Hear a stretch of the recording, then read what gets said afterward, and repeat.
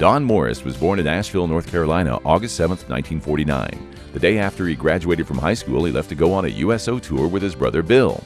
Their trio, the Morris Brothers, played for service members around the world until Don was drafted into the Marines. Despite a bad Achilles injury in high school, Don went into the service until he was re-injured and discharged. He then returned to the USO tour. After the Vietnam War ended, he returned home, married, and got a job at Steak and Ale.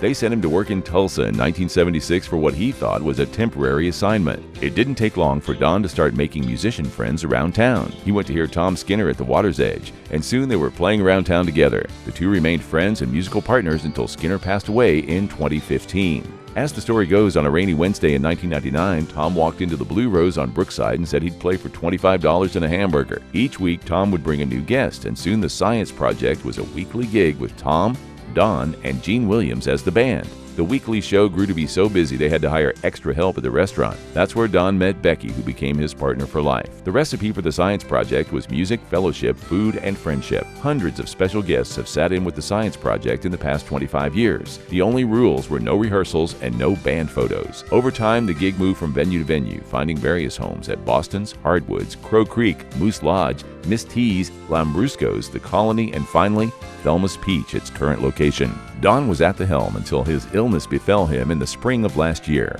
The Science Project has also toured Europe 3 times, building an audience with fans in Belgium, France, and Germany. When asked to describe the Science Project, Don said it's like a family, and the people who come out to hear us, they're part of the family too. Over more than half a century of playing guitar and writing songs, Don's warmth and generosity resonated in his work and recordings with dozens of bands, including Brandon Jenkins Band, Jana J, Martin Del Rey, Randy Peace, Woody Guthrie's House Band, Tulsa Blues Band, and the Dusty Children. He also played with the Red Dirt Rangers for 20 years. He wrote songs with budding musicians like Monica Taylor, T.J. McFarland, and Dan Martin. He was known and will be remembered for his kindness, humility, openness, and his ability to lift others up with his words and actions. He was a cheerful advocate of the Red Dirt Relief Fund from its inception and was a staple performer at Gypsy Cafe and Skinnerfest in support of the cause. We are honored to present this year's Restless Spirit Award to a man whose life and legacy embodies the spirit of Red Dirt music that lives on in each of us, Don Morris.